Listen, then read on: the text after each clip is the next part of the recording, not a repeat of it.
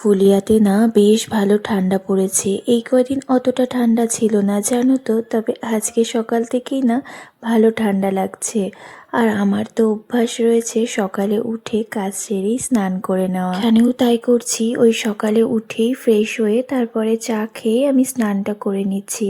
তবে আজকে না চা খাইনি, তার আগেই স্নান করে নিয়েছি।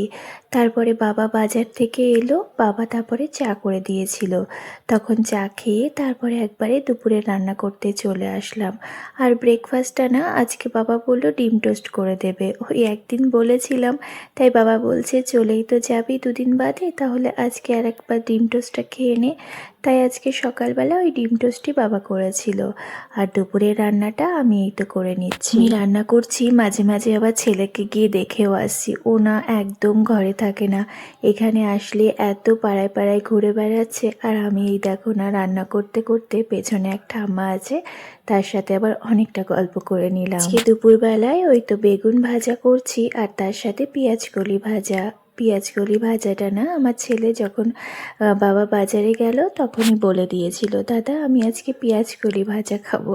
তাই বাবা আবার পেঁয়াজকলি নিয়ে এসছে, তবে প্ল্যান ছিল না পেঁয়াজকলি ভাজা করার। তারপর ওই তো আর মুগ ডাল করে নিলাম, ডাল পাতে এই ভাজাগুলো খাওয়া হবে।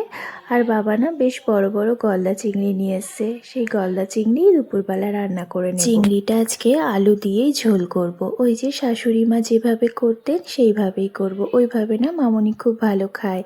আর মালাইকারিটা না খেলে ভীষণ গ্যাস হয়, আর সবসময় তো মালাইকারি ভালো লাগে না। জানো তো আজকে না এই চিংড়ি মাছের মধ্যে একটা আবার জ্যান্ত চিংড়ি ছিল।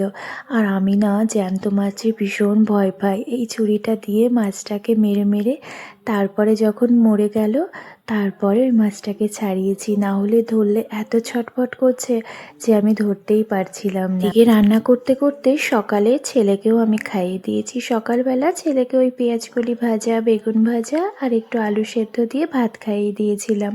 আর ও না একটুখানি রুটিও খেয়েছে, পাউরুটি খেতেও ভীষণ ভালোবাসে। তো ও বলল, মা আমি একটু রুটি খেয়েই। আমি বললাম ঠিক আছে খেয়ে নাও, কিন্তু তারপর কিন্তু ভাত খেতে হবে। তারপরও ভাত অল্প একটু খেয়েছিল।